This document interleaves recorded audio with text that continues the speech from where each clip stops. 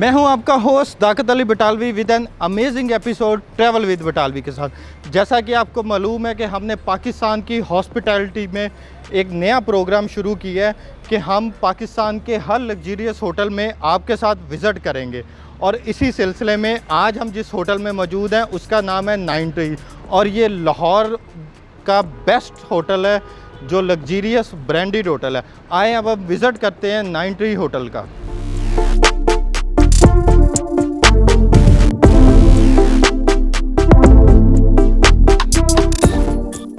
Wow amazing luxury feel आ रही है 9 tree की लॉबी की।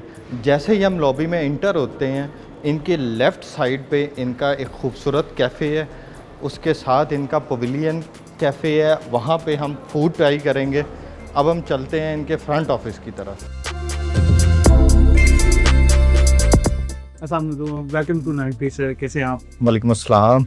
मुझे बताइएगा सर कितनी कैटेगरीज़ के रूम हैं आपके पास? सर हमारे पास टोटल 6 कैटेगरीज के रूम्स हैं और जिसपे डिलक्स रूम है, एग्जेक्टिव रूम है, जूनियर स्वीट है, डिलक्स स्वीट है एंड प्लेटिनम स्वीट और रॉयल स्वीट। हमारी टॉप ऑफ द लाइन जो स्वीट है वो रॉयल स्वीट है। मुझे बताइएगा इनके रेट्स क्या हैं? डिलक्स रूम जो है हम 21,000 प्लस टैक्सेस पे देते हैं। एग्जेक्टिव रूम जो है उसे वो 25,000 प्लस टैक्सेस है और आप जूनियर स्वीट अगर आप लेना चाहते हैं 32,000 प्लस टैक्सेस है और डिलक्स स्वीट हमारा 42,000 प्लस टैक्सेस में। प्लेटिनम स्वीट अगर आप सर लेते हैं तो सर वो हम 60,000 प्लस टैक्सेस में मिनिमम हम दे देते हैं और रॉयल स्वीट जो top of the line sweet है सर वो हम 75,000 प्लस टैक्सेस में देते हैं। और इनमें डिफरेंस क्या कैटेगरीज का? हाँ सर, इसमें एम्बियंस का डिफरेंस आ जाता है और अमेनिटीज़ का डिफरेंस होता है और रूम साइजेस का डिफरेंस होता है। रॉयल स्वीट में आपका क्या सबसे स्पेशल रॉयल स्वीट है? रॉयल स्वीट हमारी top of the line sweet है सर। और अमेनिटीज और कॉम्प्लीमेंट्री सब में सेम है? जो कॉम्प्लीमेंट्री चीज़ें हैं वो सब में सेम है और अमेनिटीज़ थोड़ी सी डिफरेंस आ जाता है। कॉम्प्लीमेंट्री में क्या क्या चीज़ें लाइक? हमारा बफे ब्रेकफास्ट होता है सर, एयरपोर्ट से पिक एंड ड्रॉप हमारा कॉम्प्लीमेंट्री होता है और एटलीस्ट आपको 2 आवर्स बिफोर हमें एयरपोर्ट पिक एंड ड्रॉप के लिए इन्फॉर्म करना पड़ता है। और स्विमिंग पूल इसमें आप कॉम्प्लीमेंट्री यूज़ कर सकते हैं, जिम कॉम्प्लीमेंट्री आप यूज़ कर सकते हैं, वाईफाई कंप्लीट प्रॉपर्टी में आप यूज़ कर सकते हैं, स्मार्ट LCDs हैं, कॉफ़ी टी सेटअप होता है आपके रूम में, 2 वाटर बोटल्स पर डे होती हैं और आप नेटफ्लिक्स और ये आपको कॉम्प्लीमेंट्री। वाईफाई की स्पीड तो बहुत ज़रूरी है किसी भी होटल में ना। हम चेक करेंगे। आप मुझे रूम विज़िट करवा देंगे? Sure ji. नज़ाकत प्लीज़ आप आइए। नज़ाकत सर को आप विज़िट करवाएं, डिलक्स कैटेगरी, एग्जेक्टिव कैटेगरी और रॉयल स्वीट आप विज़िट करवाएं।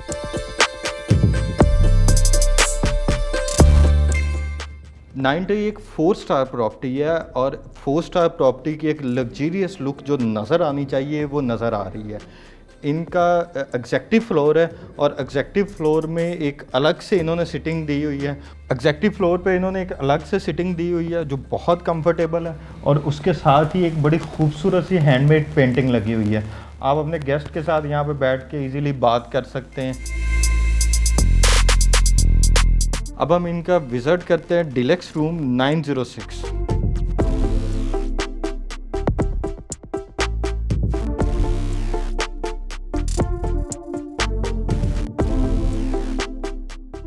ये इनका डिलक्स मास्टर रूम है और पूरे लाहौर में मेरा नहीं ख्याल कि कोई इतना स्पेशियस डिलक्स मास्टर रूम होगा। हम इनकी लीलन चेक करते हैं जो कि रूम में सबसे इम्पोर्टेंट है, लीलन और बेड कंफर्ट। इनका बेड कंफर्ट बहुत मज़े तक का है, नीट एंड क्लीन है, लीलन बहुत अप टू स्टैंडर्ड है जो एक होटल को 4 स्टार बनाती है वो इनके खूबसूरत लीलन है। इसके अलावा इनका यहाँ पे साइड टेबल है, स्टडी टेबल है, उसमें पूरा मेन्यू अवेलेबल है। यहाँ पे इन्होंने इन्वेलप्स दिए हुए हैं, अगर आपको ज़रूरत है तो आप यूज़ कर सकते हैं। बेहतरीन किस्म का मेन्यू अवेलेबल है। अगर रूम में वाईफाई स्पीड अच्छी नहीं है तो आपका स्टे कंफर्ट नहीं हो सकता क्योंकि इस टाइम वाईफाई हर चीज़ में बहुत ज़रूरी है आपका। हाँ, तो हम इनकी वाईफाई की स्पीड चेक करते हैं। इम्प्रेसिव ना, वाईफाई की स्पीड इनकी बहुत अच्छी है।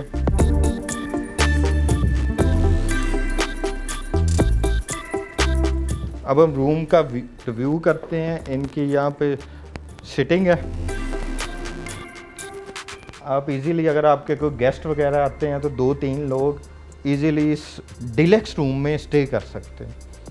डिलक्स रूम इतने बड़े नहीं होते, लेकिन इनके डिलक्स रूम का साइज़ बड़ा है।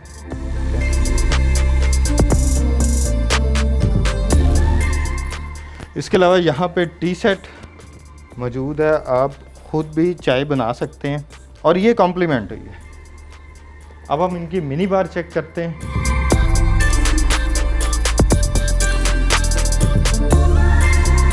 अब हम विज़िट करते हैं इनके वॉशरूम को। Washroom very well space, towel बड़े अच्छे से मैनेज है, नीट एंड क्लीननेस 100% है, जो एक 4 स्टार जिस होटल को बनाती है।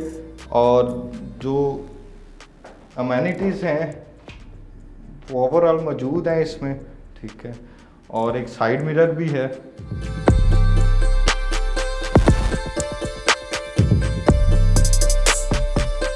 ये इनका खूबसूरत जिम है। वर्कआउट करने के लिए आपको जितनी भी मशीनें चाहिए होती हैं वो सारी यहाँ पे अवेलेबल है। डंबल अवेलेबल है, ट्रेडमिल अवेलेबल है, तो आप इजीली यहाँ पे आके वर्कआउट कर सकते हैं। और ये रूम के साथ कॉम्प्लीमेंट्री जिम है।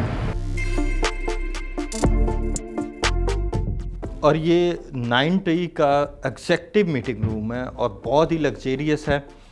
आप इसमें 50 to 20% ईजीली मीटिंग कर सकते हैं।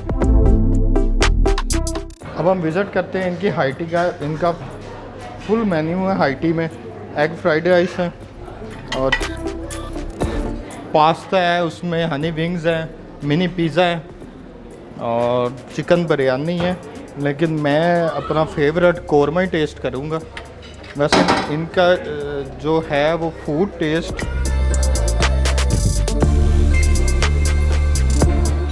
इनकी बुफ़े में अफ़गानी बोटी भी है। ज़रा टेस्ट करते हैं अफ़गानी बोटी का।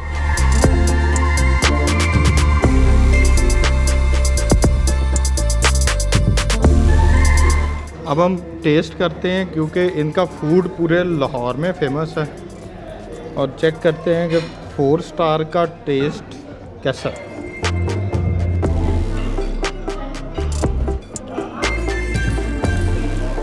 एज़ पर एक्सपेक्टेशंस इनका फूड बहुत मज़े का है।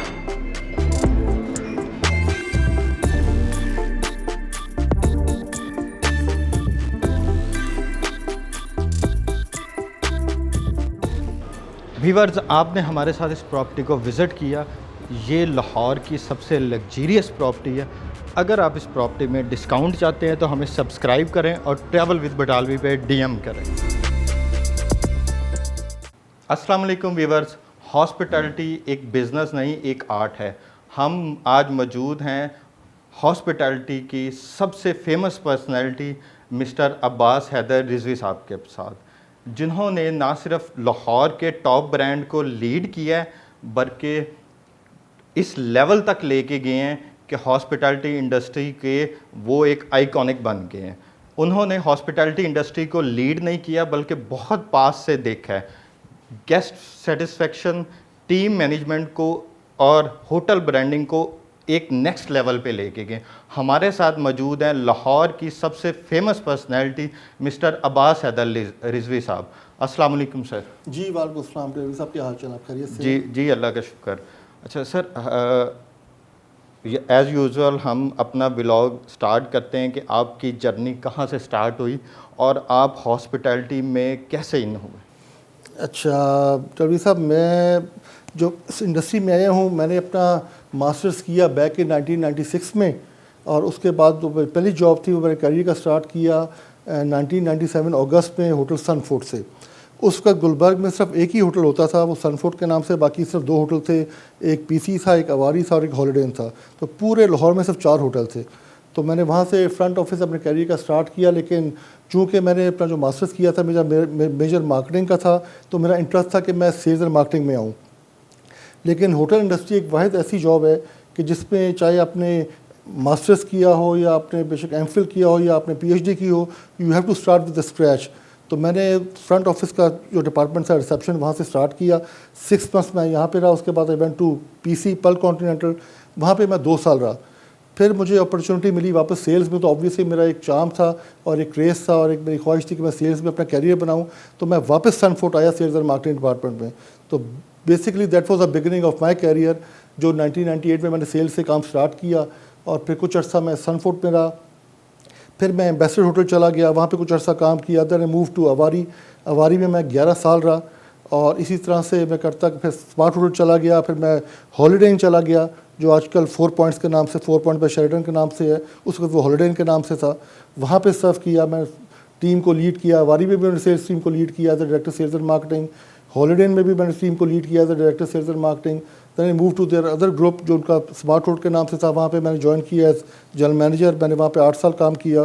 फिर वहाँ से मैं मूव हो गया फ्लैटीज़ में, बिकॉज जो पहले प्रॉपर्टी थी फ्लैटीज़ के नाम से, फ्लैटीज़ ग्रैंड के नाम से।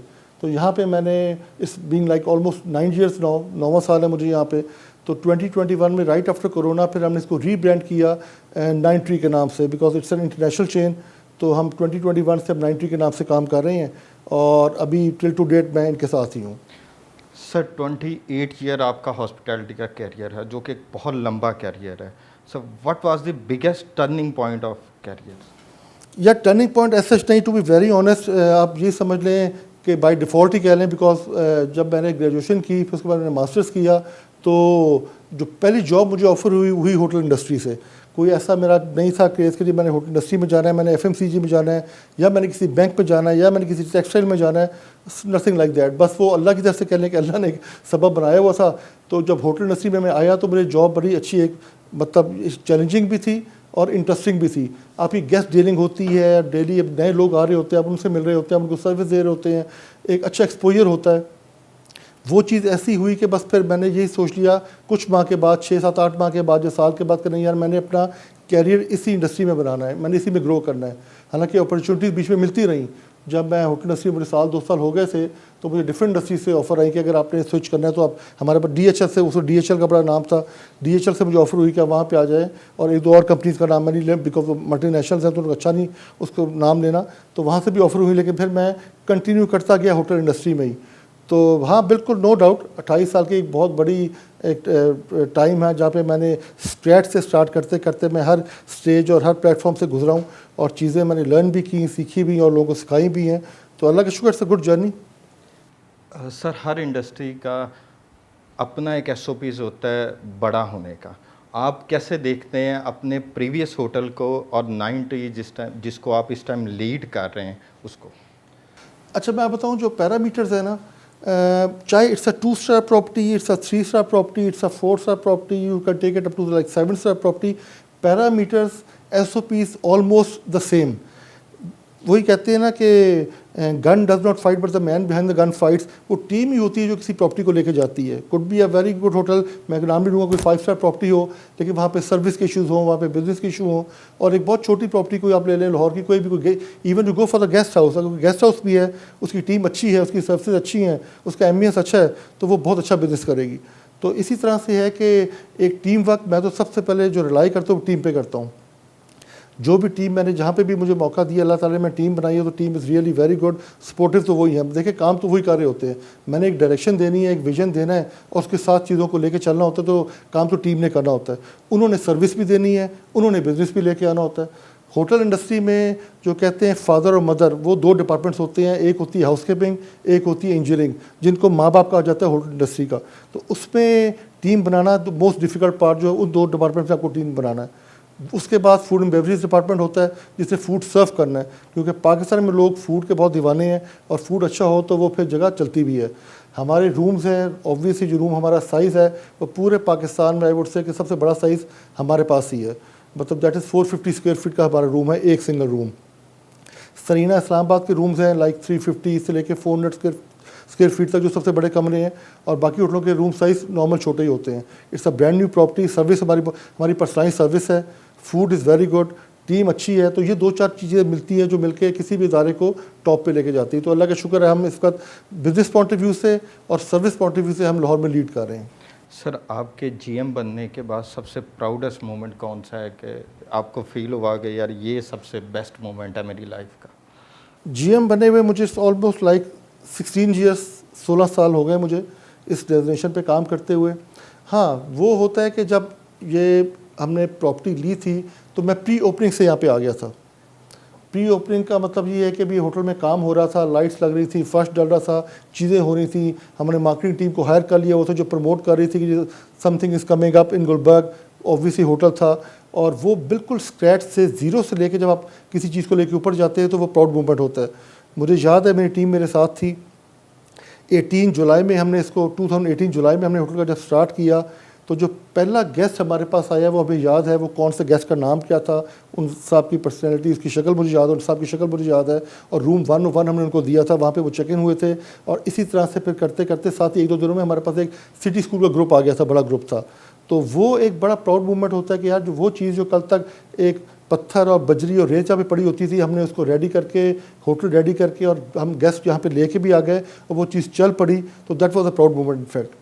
सर, मैंने आपकी कैरियर प्रोफाइल देखी है, आपने किसी भी होटल में एक लंबा अरसा गुजारा है। उसकी कोई ख़ास रीज़न या कुछ आप बताना चाहें कि आप एक स्टार्ट से लेके उसको एक ब्रांड तक लेके जाते हैं सर?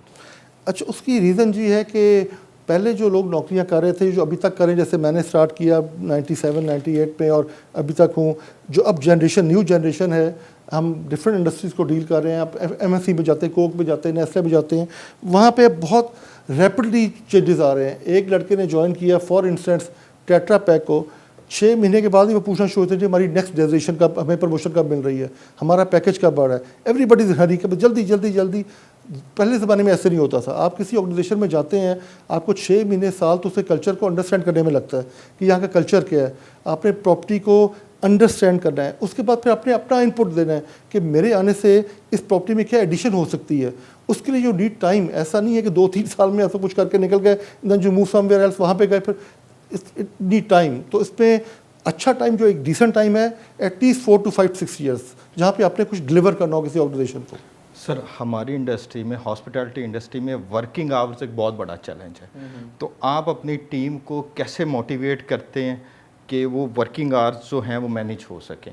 ये बहुत बड़ा चैलेंज है पूरी एक हॉस्पिटैलिटी इंडस्ट्री के लिए। तो मैं आपसे जानना चाह रहा हूँ कि एज अ जीएम आप कैसे मैनेज करते हैं? अच्छा, उसमें मैं बताऊं, टाइमिंग आवर्स का शायद माइट भी मार्केट में एक ये चीज़ हो रही है कि होटल इंडस्ट्री में या हॉस्पिटल में, बिकॉज दोनों सर्विस इंडस्ट्रीज़ हैं, तो इट्स 24 आवर्स जॉब। होटल रात को बंद नहीं होता, हॉस्पिटल रात को बंद नहीं होता, तो 24 घंटे की सर्विस है। उसमें हमारी शिफ्ट्स होती हैं। ऐसा नहीं है कि सारे का सारा स्टाफ 24 घंटे ही काम कर रहा होता है। डिफरेंट शिफ्ट्स हैं। जो ऑपरेशनल टीम है वो आपकी मॉर्निंग से लेके इवनिंग, फिर इवनिंग से लेके नाइट, फिर इस तरह से 3 शिफ्ट्स होती हैं, 9-9 आवर्स, 8-8 आवर्स की। हाँ, जो बाकी डिपार्टमेंट हेड्स हैं, जो बाकी ऑपरेशनल टीम है, सेल्स एंड मार्केटिंग का हो गया, या परचेज डिपार्टमेंट हो गया, या अकाउंट्स डिपार्टमेंट हो गया, उनकी शिफ्ट 9 आवर्स की है।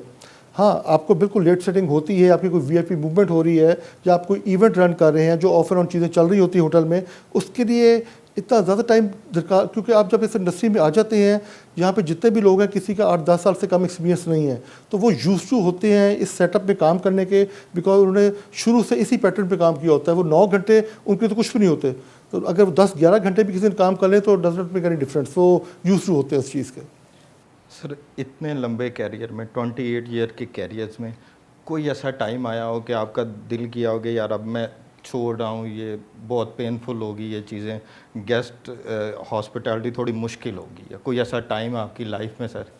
अच्छा, मैं ऑनेस्टली आपको बताऊं, not even a single day. मैं आपको बिल्कुल दिल से बता रहा हूं, ये एक आपका अपना एक शौक की बात है। जैसे कहते हैं, बड़ा मशहूर है, हमने सुना ही हुआ है कि जी फौज में जब तक आपका क्रेज़ रहना हो, आप फौज में जा नहीं सकते।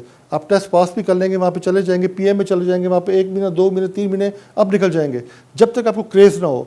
तो होटल इंडस्ट्री, मैं वही बता रहा हूँ, ये टफ इंडस्ट्रीज़ हैं। हॉस्पिटल हो गया और आपकी होटल इंडस्ट्री होगी, ये टफ इंडस्ट्री है, टाइम टेकिंग भी है, और ये क्योंकि फ्रंट पे गेस्ट है और पीछे मैनेजमेंट है, पीछे ओनर्स हैं, तो आपने दोनों को लेके साथ चलना है। और 100% सर्विस देनी, इट्स वेरी डिफिकल्ट। आपके घर में किसी दिन 4, 5, 6, 8 मेहमान आ जाए तो मुश्किल पड़ जाती है कि उनको कैसे हमने मैनेज करना है, सब कुछ करना है। तो होटल में तो आपके हर तरह के गेस्ट आ रहे हैं, और हर नेचर का गेस्ट आ रहा है, हर तबीयत का गेस्ट आ रहा है। तो वो जब तक आपको अपना क्रेज़, शौक ना हो, आपको ये चैलेंजेस जो हैं वो फिर बहुत इजी लगते हैं। अगर आपको शौक है तो ये आपके लिए कुछ चीज़ नहीं है, ये आपको बहुत इजी लगेगी चीज़ करते हो। सर, एक डिपार्टमेंट को लीड करना और ओवरऑल हर डिपार्टमेंट को लीड करना, तो ऐसी कौन सी मोटिवेशन है, या आप हमारे व्यूवर्स को ऐसा क्या बताना चाह रहे हैं कि आपको क्या क्या चैलेंजेस आए इसमें, और आप किस तरह स्टाफ और गेस्ट को मैनेज करते हैं सर? अच्छा, उसमें ये है कि जितने भी प्रॉपर्टी से कोई भी होटल, पूरी दुनिया में कोई भी होटल हो, जब भी कोई साहब जनरल मैनेजर की पोस्ट तक पहुंचते हैं तो वो ज़रूरी नहीं है कि उन्हें सर 4-5-6 डिपार्टमेंट्स में काम किया हो। मोस्टली 1 या 2 या मैक्सिमम 3, बल्कि 3 भी मैं आपको मैक्सिमम बता रहा हूँ। या फूड एंड बेवरेज डिपार्टमेंट होता है, पहले ज़्यादातर फूड एंड बेवरेज से जीएम ऊपर आते थे, अब काफ़ी सालों से सेल्स एंड मार्केटिंग से जीएम प्रमोट होकर ऊपर आ रहे हैं, या फ्रंट ऑफिस से। ये 2-3 डिपार्टमेंट हैं जिससे प्रमोट होकर जीएम बनते हैं। ये मेन की ऑपरेशन डिपार्टमेंट्स है आपके। तो फूड एंड बेवरेज में तो नहीं, लेकिन मैंने फ्रंट ऑफिस में काफ़ी अर्सा काम किया और फिर मैंने सेल्स में काम किया। तो बेसिक आइडिया आपको हो जाता है ऑपरेशन रन करने के लिए, क्योंकि आपको बेसिक पैरामीटर्स का पता होता है कि आपने कहाँ पे कंट्रोल करना है, कैसे ग्रिप करनी है, किस डिपार्टमेंट को कैसे चलाना है। हाँ, जहाँ तक बात रही इंजीनियरिंग की, दैट्स अ टेक्निकल डिपार्टमेंट, वो टोटली टेक्निकल डिपार्टमेंट है। उसके साथ आपकी हाउसकीपिंग, बेसिक चीज़ें हैं, फूड बेवरेजेस। तो जब आप डिपार्टमेंट के साथ डिस्कशंस में जाते हैं, डिटेल में जाते हैं, तो मेरा शुरू से ये रहा था कि मैं किसी डिपार्टमेंट हेड को या सुपरवाइज़र को या असिस्टेंट डिपार्टमेंट को दैट पर्टिकुलर डिपार्टमेंट से बहुत डिस्कशंस करता था कि क्या आपको प्रॉब्लम्स आ रही हैं, क्या आपके इश्यूज़ हैं, आप कैसे चीज़ों को सॉल्व करते हैं, क्या विजन लेके चल रहे हैं, रूम में जाके या रेस्टोरेंट में जाके या हॉल्स में जाके या लॉबी में आके। तो वो जब डिस्कशन से आपके काफ़ी क्वेश्चंस क्लियर हो जाते हैं। तो 2-3 डिपार्टमेंट्स आपका कंट्रोल हो तो पूरे होटल को रन करना it's a very easy task, कोई मसला ही नहीं है। सर आपका फेवरेट डिपार्टमेंट कौन सा है सर? मतलब साहब, मेरा फेवरेट डिपार्टमेंट तो मैं ज़ाहिर बात है सेल्स एंड मार्केटिंग वही कहूँगा। रीज़न बिहाइंड के, जब मैं मास्टर्स करके जब मैं पहली जॉब थी तो मैं इसी इंटरेस्ट से आया था। मेरे जीएम से नदीम कादिर साहब, जो मेरे पहले बॉस थे, तो उनको मैंने कहा था सर मैं सेल्स एंड मार्केटिंग में आना चाह रहा हूँ। उन्होंने कहा कि बेटा बिल्कुल ठीक है, मुझे आपका जो क्रेज़ है वो मुझे आप में एक वो इनबिल्ड एक हिडन क्वालिटी होती है वो नज़र आ तो रही है, बट आपको थोड़ा सा नो हो जाए होटल का कि व्हाट्स इज़ ऑल अबाउट, थोड़ा एक्सपीरियंस ले लो, फिर मैं सेल्स में आपको खुद ही ले लूँगा। तो that was the turning point कि मैं जब 6 महीने यहाँ पे रहा सनफोर्ट में, तो मुझे ऑफर हुई पर्ल कॉन्टिनेंटल से। I move to Pearl Continental में 2.5 साल रहा। तो नदीम कादिर साहब ही वहाँ पे आके और उन्होंने मुझे कहा कि मेरे पास सेल्स की अपॉर्चुनिटी है कि तुम आना चाहते हो तो आ जाओ। तो तब से फिर मैं सेल्स में आ गया था। तो मेरा फेवरेट डिपार्टमेंट तो सेल्स एंड मार्केटिंग ही है। सर सेल्स है तो टारगेट है सर, आप अपनी टीम को कैसे मोटिवेट करते हैं सीज़न और लो सीज़न में? सीज़न में तो आपके पास बिजनेस आ रहा है, लो सीज़न में ऐसी कौन सी प्लानिंग आप करते हैं कि आपके पास बिजनेस है सर? अच्छा, मैं आपको बताऊं, जो यहाँ पे एक चीज़ है ना, क्राइटेरिया बना हुआ है पाकिस्तान में जी कि लो सीज़न हाई सीज़न, ऐसी चीज़ नहीं है। हाँ, बिज़नेस पे थोड़ा इफेक्ट ज़रूर आता है, लेकिन पूरे 12 महीने ही सीज़न होता है। दूसरा ये है कि अगर हाई सीज़न में आपकी वही स्ट्रेटजीज ना हो तो यू लूज़ द बिज़नेस, और अगर लीन पीरियड में भी आपकी स्ट्रेटजी ना हो तो यानी कि सब सीज़न की वजह से बिज़नेस लूज़ ही कर दोगे। तो आपकी स्ट्रेटजीज एक जैसी रहती हैं। जहाँ तक बात है मोटिवेशन की, तो टीम को मैं यही कहता हूँ जो मैं करता आया हूँ, क्योंकि जो मैंने खुद चीज़ की होगी मैं उस पर कॉन्फिडेंट भी हूँ और मैं टीम को वो ज़्यादा बेहतर तरीके से समझा भी सकता हूँ कि put your all best efforts, बाकी रिजल्ट अल्लाह पे छोड़ दें। अल्लाह ताला आपसे सिर्फ मेहनत मांग रहा है, रिजल्ट नहीं मांग रहा। रिजल्ट उस ज़ात ने देनी है। आप एक जगह पे, 2 जगह पे, 4 जगह पे, गर्मी सर्दी, गाड़ी में, किसी गाड़ी में एसी है, किसी गाड़ी में एसी नहीं है, आप जूते घसा रहे हैं, गर्मी सर्दी दूर जा रहे हैं, आप बिज़नेस की एफर्ट कर रहे हैं, आपको बिज़नेस वहाँ से नहीं आया, चूँकि आपने मेहनत की हुई है, अल्लाह आपको कहीं और से कॉम्पनसेट कर देगा। और जब अपनी चीज़ें देखी हुई हैं, तो मेरा सब एक ही चीज़ रही है जो मैं अपनी टीम को गाइड करता हूँ डे 1 से, कि अपनी पूरी जान मार दें और रिजल्ट अल्लाह पे छोड़ दें, और फिर रिजल्ट आते भी हैं। ऐसा नहीं है कि आप मेहनत करें और अल्लाह आपको उसका रिजल्ट आते, ये पॉसिबल नहीं है। सर सेल जर्नी में सबसे अहम पॉइंट जो है, अगर आपको कोई अच्छा मेंटोर मिल जाए, जैसे आपने बताया कि आपको नदीम कादिर साहब मिले, उन्होंने आपको पॉलिश किया, तो एक अच्छे मेंटोर बनने के लिए आप में ऐसी क्या क्वालिटीज़ होनी चाहिए जो आप टीम को लीड कर सकें? अच्छा, मैं बताऊँ, आई बीन वेरी लकी। मैं अल्लाह ताला से बड़ा अल्लाह का शुक्र अदा करता हूँ कि रिस्क कमाने तो सारे लोग निकले हुए हैं। मुझे नदीम कादिर साहब के दौर से लेके उसके बाद मुझे कासिम जाफरी साहब, जिनका बहुत बड़ा नाम है मार्केट की इंडस्ट्री में, उनसे बड़ा नाम मेरा नहीं ख्याल किसी का है, सारे अपनी जगह पे बहुत बेस्ट परफॉर्म कर रहे हैं। हर एक की अल्लाह ताला ने डिफरेंट क्वालिटीज़ और चीज़ें दी होती हैं। लेकिन जो मैं नदीम कादिर साहब के साथ जो मैंने काम शुरू किया, उन्होंने मुझे बताई चीज़ें, बेसिक्स मुझे सारी बताई, वो एक बेस रूट बन गई थी। आपकी बेस अच्छी बन जाए फिर आप आगे ग्रो करते जाते हैं। लेकिन जो मिडिल टाइम था that was with Qasim Jafri sahab, जो उन्होंने मुझे जो पॉलिश करने वाली चीज़ है वो उन्होंने मुझे पॉलिश किया। साथ एक नाम और लूँगा, अहमद इकबाल सईद साहब, जिनके साथ मैं 11 साल रहा, जिन्होंने मुझे सेल्स की अपॉर्चुनिटी दी थी अवारी में बैक इन 2001, और मैं उनके साथ 10 साल मैंने काम किया। तो वो चीज़ें थी। बाकी आप हर बंदे से थोड़ा लर्न करते हैं। जैसे मैंने आपको 2-3 नाम लिए, मैंने नदीम कादिर साहब का नाम लिया, मैंने कासिम जाफरी साहब का नाम लिया, मैंने अहमद इकबाल सईद साहब का नाम लिया। मुझे इस होटल में हायर इरशाद भी अंजुम साहब ने किया, जो बहुत बड़ा नाम है इस इंडस्ट्री का। अभी भी डायरेक्टर ऑपरेशंस और वो फ्लैटिस के साथ काम कर रहे हैं। इन लोगों के साथ मैंने काम किया। मैंने ख्वाजा खुर्रम साहब के साथ काम किया, जो 4 पॉइंट्स के मालिक हैं। मैंने ख्वाजा हारून साहब के साथ काम किया, जो बहुत क्लोज थे पंजाब गवर्नमेंट के, और वो बहुत एक पोलिटिकल फिगर भी रहे हैं, और उनके अमेरिका में भी होटल्स हैं। उनके साथ मैंने 5.5 साल गुजारे। तो आप हर इंसान से कुछ ना कुछ सीखते हैं। वो करते करते आप चीज़ों को क्लब करके अपने में मर्ज करते हैं कि ये चीज़ें अगर मुझ में भी हों तो मैं ज़्यादा बेहतर रन कर सकता हूँ, बिकॉज आपको उनके आइडिया, चीज़ों के रिजल्ट सामने नज़र आ रहे होते हैं। तो वही चीज़ें मैंने मिक्स करके और उसी चीज़ों पर मैं चल रहा हूँ।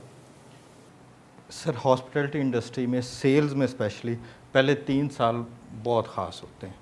आप इस हिसाब से इन 3 सालों को कैसे देखते हैं, क्योंकि ये एक टफ फील्ड है सेल्स की, और इस टाइम स्पेशली पाकिस्तान के अंदर काफ़ी ज़्यादा मुश्किलें हैं सेल्स आपको टारगेट अचीव करने में। तो आप पहले 3 साल कैसे देखते हैं सेल इंडस्ट्री? नहीं पटौड़ी साहब, आपकी बात बिल्कुल बड़ी लॉजिकल है और बड़ा आपने टेक्निकल एक पॉइंट किया है। Yes, no doubt about it. बल्कि मैं तो पहले 3 साल नहीं कहूँगा, मैं पहले 4-5 साल ही कहूँगा, क्योंकि सेल्स जो है इट्स नॉट ईजी टास्क। और वो ये चीज़ है कि होटल इंडस्ट्री में या टेक्सटाइल हो या कोई भी हो, जहाँ पे सेल्स आ जाती है, that's a target oriented job. Government sector में तो आपको फिक्स सैलरी मिल जाएगी, आपकी जॉब सेफ है और आपको कोई हाथ भी नहीं लगा सकता। पाकिस्तान में जो प्राइवेट सेक्टर है, तभी प्राइवेट सेक्टर ज़्यादा ग्रो कर रहे हैं कि वहाँ पे एक ओरिएंटेड जॉब होती है कि आपने ये टारगेट अचीव करना है तो आप सर्वाइव करेंगे। अभी 1 महीना ख़त्म नहीं होता, आपको दूसरे महीने की फिक्र आ जाती है, दूसरा महीना ख़त्म नहीं होता, तीसरा महीना, तो पूरा सर्कल जो पूरे साल चलता रहता है। तो उसमें जस्ट 4-5 साल पहले टफ होते हैं। लेकिन जहाँ तक बात रही MNCs की सेल्स की, जो टेंजिबल प्रोजेक्ट्स हैं वो ठीक है, वो ज़्यादा डिफ़िकल्ट मैं समझता हूँ। जहाँ तक बात है होटल सेल्स, तो इट्स नॉट दैट डिफ़िकल्ट। आपकी प्रोडक्ट खड़ी हुई है आपके सामने, आपका होटल है, आपका होटल 10 कनाल में, 20 कनाल में, 4 कनाल में रूम है, बैंक्वेट्स हैं, रेस्टोरेंट्स हैं, तो लोग देख सकते हैं, आके फील कर सकते हैं। बहुत सी कंपनीज़ हैं, मेरे ख्याल से पाकिस्तान में क्या लाहौर में सिर्फ 2-2.5 हज़ार कंपनीज हैं जो बिज़नेस जनरेट कर रही हैं। तो वही बिज़नेस हर होटल में जा रहा है, उनकी अपनी हायरार्की होती है। जो टॉप टियर है वो 5 स्टार में जा रहा होता है, जो मिडिल मैनेजमेंट है वो 4 स्टार में आ रही होती है, जो लो टियर है वो गेस्ट हाउसेज या 2 स्टार प्रॉपर्टी या 3 स्टार प्रॉपर्टी में जा रही होती है। तो बिज़नेस आपको वहाँ से आ रहा होता है। यहाँ पे आपने करनी है अपनी रिलेशन, आपकी पर्सनल रिलेशनशिप। वही अगर आपकी बिल्डअप हो गई पर्सनल रिलेशनशिप, तो उस बेस पे आप यहाँ पे बिज़नेस लेके आ सकते हैं। पाकिस्तान में कराची, लाहौर, इस्लामाबाद में जितनी भी सेल्स टीम, जितने भी होटल्स काम कर रहे हैं, वो पर्सनल रिलेशनशिप की बेस पे काम कर रहे हैं। हाँ, अगर आप दुबई चले जाएँ या आप यूएई की जो किसी मर्जी 8 स्टेट्स है वहाँ पर चले जाएँ, या आप यूरोप चले जाएँ, अमेरिका चले जाएँ, वो सेल्स इज टोटली डिफरेंट। वहाँ पे 1-to-1, 2-to-2 सेल्स है। वहाँ पे आपने अपनी प्रोडक्ट का बता दिया, आपने रेट्स दे दिए, और उनको पता है कि इस कैटेगरी के होटल में अगर ये रेट्स हैं, हमने यहीं पे जाना है। वहाँ पे कोई एफर्ट्स नहीं है, आपने सिर्फ बस आप जितने भी बुकिंग इंजन हैं वहाँ पे आप डाल दें, या जो ट्रैवल एजेंट्स हैं उनसे बात कर लें, आपको ऑटोमेटिक बिजनेस आएगा।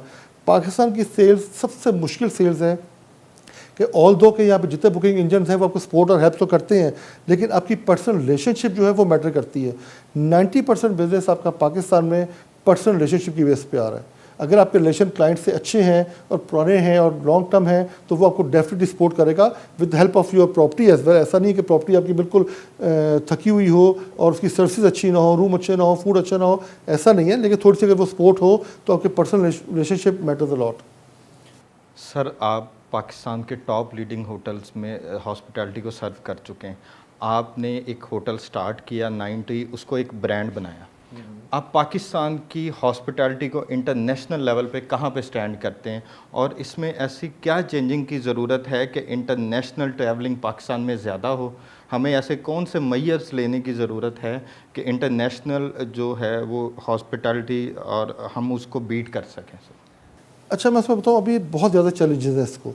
ऑल दो कि पाकिस्तान इज़ अ टूरिस्ट, हमारे पास बहुत सी टूरिस्ट प्लेसेस हैं। दुनिया में कोई ऐसी जगह नहीं जो पाकिस्तान, क्योंकि अल्लाह ताला ने ऐसी जगह में दी हुई है, खुदा की तरफ से भी मिली, हमने खुद मेंटेन कुछ नहीं किया, ना उसको मेंटेन किया। लेकिन ऑल दो unfortunately it's not a tourist country.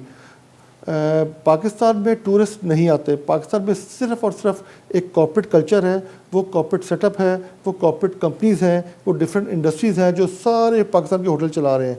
Tourism की वजह से पाकिस्तान नहीं चल रहा। मैं ज़्यादा दूर नहीं जाऊँगा, आपका दुबई देख लें। दुबई 92-93 की पिक्चर्स आप देखेंगे, पूरा रेगिस्तान है, कुछ भी नहीं है, इंफ्रास्ट्रक्चर है ही नहीं वहाँ पे। तो जो भी वहाँ पे किंग आया उसका एक विजन था, उसने कहा यार ऑल दो कि ये रेगिस्तान है लेकिन हम एक अच्छा इंफ्रास्ट्रक्चर दें और वहाँ पे हम सिक्योरिटी दें, ये चीज़ें ऐड करें तो पूरी दुनिया अट्रैक्ट होगी। अब देख लें दुबई आप कहाँ पे खड़ा हुआ है, उनका पानी पीने के लिए अपने लिए नहीं है, वो अबू धाबी से पानी आता पीने के लिए। हमारे पास तो सब अल्लाह की नेमतें हैं, हमारे पास तो 4 मौसम है, हर चीज़ है। इशू ये है कि पाकिस्तान, मेरे ख्याल से वो बात कोई पॉलिटिकल साइड पर निकल जाए, लेकिन नॉट पॉलिटिकल, इंटरनेशनल प्रेशर तो है पाकिस्तान पे, क्योंकि जोग्राफिकल मैप पे आप देखेंगे तो पाकिस्तान की न्यूसेस वैल्यू इतनी ज़्यादा है कि हर कोई पाकिस्तान को थ्रेट करता है।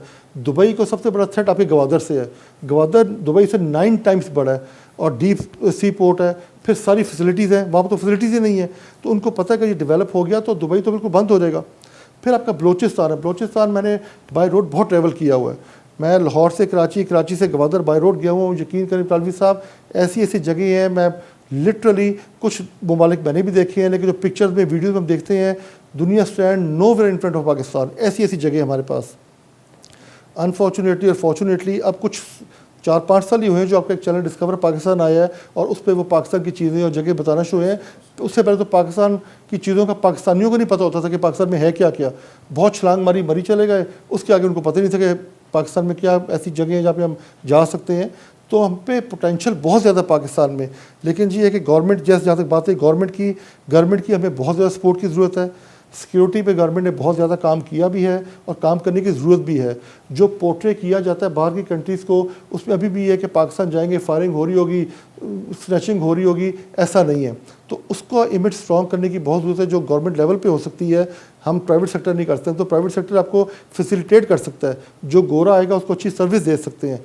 इंफ्रास्ट्रक्चर पाकिस्तान का बहुत अच्छा है, लेकिन दुनिया में अपने मुल्क को प्रमोट करने के लिए भी बहुत ज़रूरत है। हमें बहुत कुछ है दिखाने को, जब दुनिया को दिखाएं, उनको अट्रैक्ट करें, लोग जहाँ पे आएँ, और फिर ऑब्वियसली टूरिज़्म तो आपका इंक्रीज़ होगा।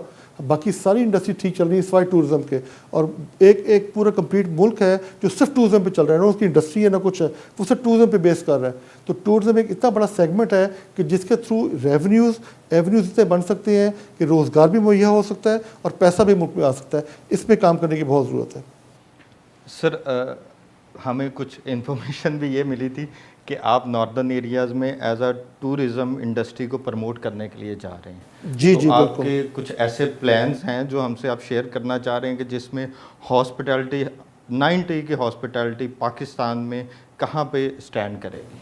अच्छा, हमने स्टार्ट लिया ऑलमोस्ट ईयर बैक, पिछले साल, ये सितंबर की बात है, it's like a year now, almost 2-3 महीने रह गए और 9 महीने हो गए। हमने बहुत ट्रैवल किया, हम स्कर्दू गए, गिलगित गए, हुनजा गए, वह पूरी बेल्ट हमने कवर की। उसके बाद फिर हम सवात गए, कलाम गए, नारान तक वो एरिया कवर किया हमने, जितनी गलियात है आपकी, क्योंकि छांगला गली इज़ हाईएस्ट पीक, उसके बाद फिर आप नीचे नथिया गली आ जाते हैं, फिर आगे सारा, तो वो गलियात हमने सारी चेक की, सब जगह गए हैं। टू स्टार्ट विद अभी हम नथिया गली में आना चाह रहे हैं, क्योंकि वो 12 महीने का बिजनेस है। एक तो वहाँ स्टार्ट करेंगे और साथ हम एक प्रॉपर्टी लेके आना चाह रहे हैं इस्लामाबाद में। इन 2 प्रॉपर्टीज़ के जब चीज़ें, दोनों प्रॉपर्टीज़ इंशाल्लाह ऑपरेशन हो जाएंगी, then will go to Karachi. Sir, mister Abbas Haider ने 28 ईयर सर्व किया हॉस्पिटैलिटी में, इनकी नज़र में हॉस्पिटैलिटी क्या है सर? देखिए, मैं बताऊं, वही वाली चीज़ है कि एक होती है जॉब करना, एक होता है आपका अपना शौक़ या अपना क्रिस्मा। तो मुझे तो शुरू से था, डे 1 से, आप समझ, जब मैं इस फील्ड में आया हूँ, तो कुछ लोगों का शौक़ होता है कि जी बैक डेस्क पे, बैक ऑफ द हाउस बैठ के नौकरी करनी। मेरा था कि मैं डेली लोगों से मिलूँ, नए लोगों से मिलूँ और नई चीज़ें, ऑब्वियसली जो लोगों से मिलते हैं आपकी लर्निंग होती है, ट्रैवलिंग होती है, आपकी लर्निंग होती है। होटल में हर तरह के, हर इंडस्ट्री के, हर तरह के लोग आते हैं, आप उनसे मिलते हैं, आपको नया विजन मिलता है। उसमें यही है कि जहाँ तक बात रही 9 की, या जितने होटल्स में मैंने काम किया या पाकिस्तान के होटल्स, अभी इसमें हमें बहुत ग्रो करने की ज़रूरत है। मैं आपको बताऊँ, आप इंडिया की, पूरे इंडिया की बात तो ना करें, सिर्फ दिल्ली की और बॉम्बे की बात कर लें, तो दोनों सिटीज़ में मिलके कोई 450 5 स्टार होटल हैं। दिल्ली में और बॉम्बे में 450 5 स्टार होटल हैं। पूरे पाकिस्तान में 450 होटल नहीं है हमारे पास, 5 स्टार तो छोड़ ही दें आप। तो उसमें ये है कि जिस तरह से अभी एक कोथम इंस्टीट्यूट बना, इसको भी लाइक 20 साल हो गए हुए हैं, ऐसे इंस्टीट्यूट्स यहाँ पे बने जो बच्चों को उसके मुतालिक, उस इंडस्ट्री के मुतालिक एजुकेट करें। Sir, as a GM, as a hospitality leader, if you have choose a low occupancy high rate, high occupancy low rates? देखिए उसमें दो चीज़ें हैं। अगर लो ऑक्यूपेंसी में अपनी हाई रेट रखना है तो आपको मार्जिनल देखना पड़ेगा कि कितनी लो ऑक्यूपेंसी, वो भी तो आपने डिस्कस 20% ऑक्यूपेंसी है या 40% ऑक्यूपेंसी है। जो मेरे बॉसेस से मुझसे डिस्कस करते थे कि जब मैं सेल्स में होता था कि बॉस इट्स बेटर कि लो ऑक्यूपेंसी और high ADR is better rather के हाई ऑक्यूपेंसी और लो एडीआर, क्योंकि जब हाई ऑक्यूपेंसी होगी तो रूम्स ऑक्यूपाई होंगे, आपकी एम्यूनिटीज़ यूज़ होंगी, आपकी सर्विस यूज़ होगी, आपकी बिजली यूज़ होगी, तो उसका रेवेन्यू उतना नहीं बनेगा कि आप एक सर्टन लो ऑक्यूपेंसी मेंटेन कर लें लाइक 50% एंड जो एडीआर इज़ हायर, तो आपकी सर्विस भी कम यूज़ होगी, आपका रेवेन्यू भी ज़्यादा आएगा। बट पाकिस्तान में अनफॉर्चुनेटली मैं आपको बताऊं, जो हमारी सोच है वो हम कहते हैं कि हमारी ऑक्यूपेंसी भी हाई होनी चाहिए और हमारा रेट भी मेंटेन होना चाहिए। तो दोनों चीज़ों को साथ लेके चल रहे हैं ताकि आप अपने रेवेन्यू को मैक्सिमाइज़ कर सकें। तो हम उसी उस पे पैटर्न पे चल रहे हैं कि हमने ऑक्यूपेंसी भी मेंटेन करनी है। और अल्लाह इज़ वेरी काइंड कि डे 1 से जब से होटल स्टार्ट हुआ है, मैं आपको फिगर बताऊँ तो आप शायद वो यकीन ना करें कि YTD एक तो होते हैं डेली का फिगर आता है, एक MTD फिगर होता है मंथ टू डेट, और एक YTD होता है ईयर टू डेट। तो हमारा कोई साल ऐसा नहीं किया 2018 से लेके, हाँ बीच में जो कोरोना के 2 साल आए थे उसको निकाल के, कि हम 90% या मैक्सिमम मेरे ख्याल से मुझे ज़्यादा 2022 की बात है जब 88 पे क्लोज किया था पूरा साल हमने। तो पूरा साल 88% ऑक्यूपेंसी का मतलब है कि आपने कम से कम 10 महीने 90-95% ऑक्यूपेंसी चलाई होगी तो 88 पे बात आई है। तो ऑक्यूपेंसी हम मेंटेन हमने रखी हुई है और रेट भी हमारा मेंटेन है। तो दोनों चीज़ों को साथ ही लेकर चलना होता है यहाँ पे। सर कोविड के बाद हमारी इंडस्ट्री पे बहुत बुरा टाइम आया। आप एज अ लीडर आपने ऐसे अपनी टीम को कैसे मोटिवेट किया स्पेशली कोविड में सर? अच्छा, कोविड का मैं आपको बताऊं, वो ओवरऑल श्रम था पूरी दुनिया में, वो सिर्फ पाकिस्तान में नहीं था। और उस मुश्किल में परेशानी में एक मुल्क को निकालना, एक इंडस्ट्री को निकालना, एक इदारे को निकालना, सबसे बड़ा चैलेंज वही था। और उसमें ऑब्वियसली हमें बहुत चैलेंजेस आए जिसमें हमें ओनर्स की बहुत ज़्यादा सपोर्ट रही। और मैं बाकी होटल्स की बात नहीं करूँगा, कुछ जगहों पे बहुत डाउन साइजिंग भी हुई। और ऑब्वियसली जो सब मसले मसाइल होते हैं सैलरीज़ के, एक्सपेंसेस के, बिजली के, जो यहाँ पे बहुत ज़्यादा हर 2-4 महीने बाद तो आपके एक्सपेंसेस बढ़ते जाते हैं। लेकिन जी है कि मैं थैंकफुल टू माई ओनर्स, अल्लाह का शुक्र है कि मैं सिर्फ 90 की बात करूंगा कि हमने सिर्फ स्टाफ को रिटेन ही नहीं किया। और जब ये कोरोना ख़त्म हुआ तो जो एनुअल इंक्रीमेंट्स ड्यू थे उन्होंने वो भी इसी तरह से दिए। हालांकि बिजनेस हमने 4-6 महीने नहीं किया, एट पार लेवल पे था, प्रॉफिटेबिलिटी उस वक्त से नहीं थी। लेकिन ये ऑर्गेनाइजेशन है और हमारे यहाँ पे इतना रुकने का जो आप कह रहे हैं कि आपने इतना सा क्यों यहाँ पे गुजार लिया, यही मोटिवेशन होती है। टू वे ट्रैफिक, अगर ओनर्स आपका ख्याल कर रहे हैं तो फिर बंदा भी अपनी पूरी जान भी मारता है और वहाँ पे स्टे भी करता है। तो ना इन्होंने स्टाफ काम किया, ना इन्होंने सैलरीज डिडक्ट की, बल्कि जो उसके बाद साल आया उसमें जो इंक्रीमेंट्स लगे वो भी वैसे लगे कि जैसे हर चीज़ नॉर्मल चल रही है। तो वो जब ऊपर से मोटिवेशन मेरे लिए आ रही थी तो मैं भी स्टाफ को ऐसे ही मोटिवेट कर रहा था और हम पूरे इकट्ठे लेके चले इसको। सर एक पर्सनल सवाल है, गेस्ट डील करना मुश्किल है या हायर मैनेजमेंट डील करना मुश्किल है? अच्छा, पाकिस्तान में मैं आपको बताऊं, क्योंकि जो हायर मैनेजमेंट है वो उस बिज़नेस को अंडरस्टैंड करती है। हाँ, अगर वो बिज़नेस को अंडरस्टैंड ना करें तो उन केसेस में वो कोई भी इंडस्ट्री हो सकती है, बैंक भी हो सकता है, आपका टेक्सटाइल भी हो सकता है, तो उसमें आपको हायर मैनेजमेंट को डील करना मुश्किल होता है। लेकिन पाकिस्तान में जो भी कोई बिज़नेस करता है उसको उसके बिज़नेस का एटलीस्ट 50% तो आइडिया होता है। बाकी जब वो स्टार्ट करते हैं तो उनको 100% आइडिया हो जाता है। तो मैनेजमेंट को डील करना मुश्किल नहीं है। पाकिस्तान में सिर्फ गेस्ट को डील करना बहुत मुश्किल है, क्योंकि जब यही पाकिस्तानी, हम भाई मैं अपनी बात करूंगा, हम लोग बाहर जाते हैं, हम क्यू में भी लगते हैं, हम सारे रूल्स रेगुलेशन को फॉलो भी करते हैं।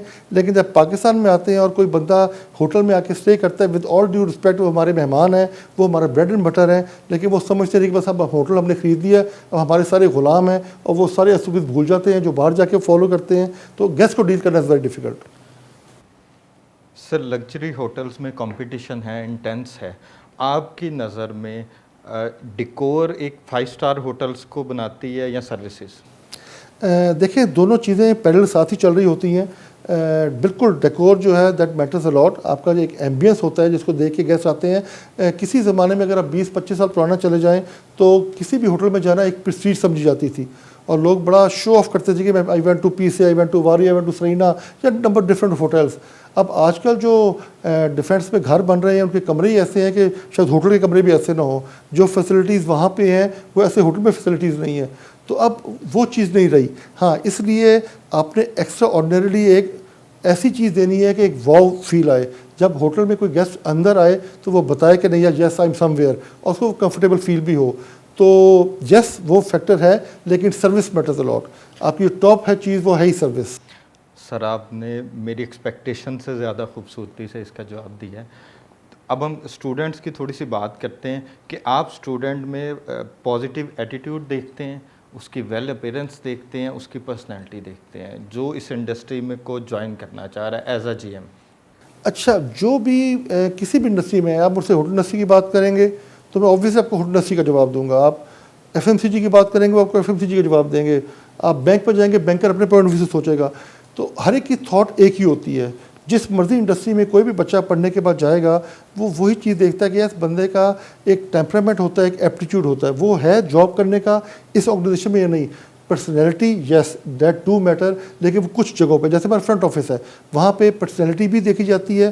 पर्सनैलिटी भी उतनी ही इंपॉर्टेंट है जितना उसका सेल्फ स्टार्टरनेस होना या वो उसका एक अर्ज होना उस पर जॉब करने का, या उसका कहते हैं जी कि उसमें उसकी विल है जॉब करने की। ये तीनों चारों चीज़ें देखी जाती है, लेकिन पर्सनैलिटी भी देखी जाती है। बाकी जो आपके डिपार्टमेंट्स आ गए, फूड बेवरेज आ गया, आपका हाउसकीपिंग आ गया, आपका सेल्स आ गया, इसमें आपका अपना एक देखा जाता है कि बंदे में कितना पोटेंशियल है। इसमें पोटेंशियल है, वो डिलीवर कर भी सकता है या नहीं कर सकता, या होटल में हमारे साथ लॉन्ग टर्म पे चल सकता है या नहीं चल सकता। तो कुछ डिपार्टमेंट में जस्ट पर्सनैलिटी प्लस एजुकेशन, और बाकी जगहों पे आपका टोटल वही है कि आपकी विल है या नहीं, तो विल को ज़्यादा देखा जाता है। सर होटल इंडस्ट्री को ज्वाइन करने के लिए इंटर्नशिप करना कितना ज़रूरी है सर? देखिए, मैं आपको बताऊं, इंटर्नशिप्स तो किसी भी ऑर्गेनाइजेशन में जाने के लिए अगर तो बेसिक नो हो आपको, कोई ज़माना होता था जिस ज़माने में आपकी मैक्सिमम डिग्री की होती थी ग्रेजुएशन की। आपने BA किया और BA करने के बाद आप कोई भी जॉब कर लेते थे। अब तो इतने कोर्सेज आ गए हैं, शॉर्ट कोर्सेज आ गए हुए हैं, और इतना एक्सपोजर आ गया हुआ है। आपके मोबाइल ने, आपके सोशल मीडिया ने आपको इतना एक्सपोजर दे दिया हुआ है कि आई डोंट थिंक सो कि आपने इंटर्नशिप करनी ही है और तभी आप किसी चीज़ में कामयाब होंगे या होटल में आ सकेंगे। अगर नहीं भी है तो yes, you can easily do that, कोई ऐसा मसला नहीं है उसमें। सर आप अपने एक्सपीरियंस के बेस पे अरबाब इख्तियार को ऐसा कौन सा मैसेज देना चाह रहे हैं कि वो स्टूडेंट्स के लिए कुछ ऐसे स्टैंड लें कि हॉस्पिटैलिटी में ज़्यादा से ज़्यादा लोग इन आएँ? अच्छा, उसमें मैं बताऊँ, काफ़ी सालों से हमने देखा, जैसे आपने मुझसे पहले सवाल किया, मुझे याद था वो सवाल कि आप इस इंडस्ट्री में कैसे आए, तो मैंने आपको जवाब दिया कि बाय डिफ़ॉल्ट। लेकिन जब मैं आ गया और मुझे शौक डेवलप हुआ तो 6-8 महीने के बाद मैंने डिसाइड किया कि नहीं, अब मैं इस इंडस्ट्री में ही ग्रो करूँगा। हालांकि ऐसा नहीं होना चाहिए था। मेरा क्लियर विजन होना चाहिए था कि मैंने फार्मास्यूटिकल में जाना है या मैंने बैंक में आना है, मैंने होटल में आना है। अब क्यों बाकी इंडस्ट्रीज़ का जिक्र किया जाता है कि वो इंडस्ट्रीज़ ग्रो हुई हैं, उनमें एजुकेशन भी है और उनमें स्कोप भी है और लोग ऑलरेडी में जॉब कर रहे हैं। जो हॉस्पिटलिटी इंडस्ट्री है उसमें ऐसा नहीं है, इसमें 90% लोग बाय डिफ़ॉल्ट ही आए हुए हैं। तो मैं जो पैरामीटर्स गवर्नमेंट को लेने चाहिए, एक तो ये है कि आप सोशल मीडिया पे, अब तो सोशल मीडिया का दौर है, चैनल्स पे डिफरेंट होटल्स पे वर्किंग करें, उनकी वर्किंग बताएं कि कौन कौन से डिपार्टमेंट्स हैं। अब मैं अपनी अगर फैमिली की बात करूं तो वो सब समझते हैं कि पता नहीं सारा किचन में खाना भी मैं बनाता हूं और गेस्ट को भी मैं डील करता हूं। तो मैं कहता हूँ यार, अब मैं GM हो गया हूँ, मेरी एक हेड पोस्ट है, ऐसा नहीं है। तो लोगों को एक्सपोजर नहीं है, लोगों को नहीं पता। जिस बंदे से बात करेंगे वो समझते होटल में नौकरी कर रहा है, कहेगा यार किसी रेस्टोरेंट में जाएंगे, यार तुम बताओ कि ऑर्डर क्या होना चाहिए, खाना कौन सा खाना चाहिए। ये तो वो चीज़ें आपकी, मैं असल चीज़ ये है कि जब तक एक्सपोजर नहीं होगा, गवर्नमेंट लेवल पे उन्होंने अपनी पब्लिक को, यंगस्टर्स को एक्सपोजर दिया ही नहीं है। इससे पूरा एक चैनल हो, वो चैनल डिस्क्राइब करे कि जैसा होता है कि हॉस्पिटल कैसे रन होता है, कौन कौन से डिपार्टमेंट्स हैं, कौन कौन से डॉक्टर्स हैं, जो एक आपका हड्डियों का डॉक्टर है, आपका नाक कान का डॉक्टर है। हर बच्चे को इस चीज़ का पता है। पाकिस्तान में लोगों को ये नहीं पता कि होटल के डिपार्टमेंट्स कौन कौन से हैं, उसके बारे में लोगों को बताएं तो लोगों का इंटरेस्ट डेवलप हो। एक एक्सपोजर दे, और दूसरा ये कि आपके अच्छे इंस्टीट्यूट्स होने चाहिए। आपके जितने भी कॉलेजेस हैं, जितनी भी यूनिवर्सिटीज़ हैं, UET हो गई, आपकी पंजाब यूनिवर्सिटी हो गई, आपकी गवर्नमेंट कॉलेज हो गया, सब जगह पे उनसे रिलेटेड डिग्रीज तो हो रही हैं। आपका MBA मास्टर जनरल एक है, आपने MBA किया या फाइनेंस में कर लें, या मार्केटिंग में कर लें, या मैनेजमेंट में कर लें, तो ये चीज़ें हैं। लेकिन होटल से रिलेटेड सिर्फ और सिर्फ एक वाहिद इदारा है जो 20 साल मैंने बना था, कोथम। दूसरा कोई ऐसा इंस्टीट्यूट रिकगनाइज, बल्कि मैं तो उसको भी रिकगनाइज नहीं कहूँगा, लेकिन चले वो कुछ तो एटलीस्ट है। पूरी दुनिया में उनके अच्छे अच्छे इंस्टीट्यूट्स हैं जो बाहर जाते हैं होटल इंडस्ट्री की जॉब लेने, वो इतने महंगे हैं कि आप अफोर्ड ही नहीं कर सकते। आपके पाकिस्तान में इंस्टीट्यूट्स हों, आप उनको ट्रेन करें कि अगर कोई बैक ऑफ द माइंड किसी बच्चे या बच्चे के माइंड में हो कि यार पाकिस्तान में हमें उस लेवल की जॉब नहीं मिलेगी, तो वो दुनिया में जाके कम्पीट करके दुनिया के किसी भी हिस्से में वो नौकरी कर सकता है। यहाँ से जो लोग जाते हैं, इंडिया जाते हैं, अमेरिका जाते हैं, यूरोप जाते हैं, वो अपने एक्सपीरियंस के बेस पर जाते हैं। जी मेरा 10 साल का एक्सपीरियंस है, मेरा 8 साल का एक्सपीरियंस है, मेरा 6 साल का। लेकिन जहाँ तक बात रही क्वालिफिकेशन डिग्री की, वहाँ पर उनको मार पड़ जाती है। वो सारे लोग जो दुनिया से आए हैं वो क्वालिफाइड हैं, वो पढ़े लिखे हैं। हम में और उनमें फ़र्क ये है कि वो क्वालिफाइड भी होते हैं, वो एक्सपीरियंस भी होते हैं। पाकिस्तानी बेचारा सिर्फ एक्सपीरियंस होता है, क्वालिफाइड नहीं होता। तो नंबर 1 कि आपके अच्छे इंस्टीट्यूट्स होने चाहिए, और दूसरा होटल का कंप्लीट एक्सपोजर दें चैनल्स पे, सोशल मीडिया पे कि होटल रन होता कैसे है, ताकि बच्चों में एक शौक़ पैदा हो। तो ये 2 चीज़ें हैं जिसकी वजह से आप उसको इम्प्रूव कर सकते हैं। सर, ये जो बातें आपने की हैं इसी सिलसिले की एक कड़ी है।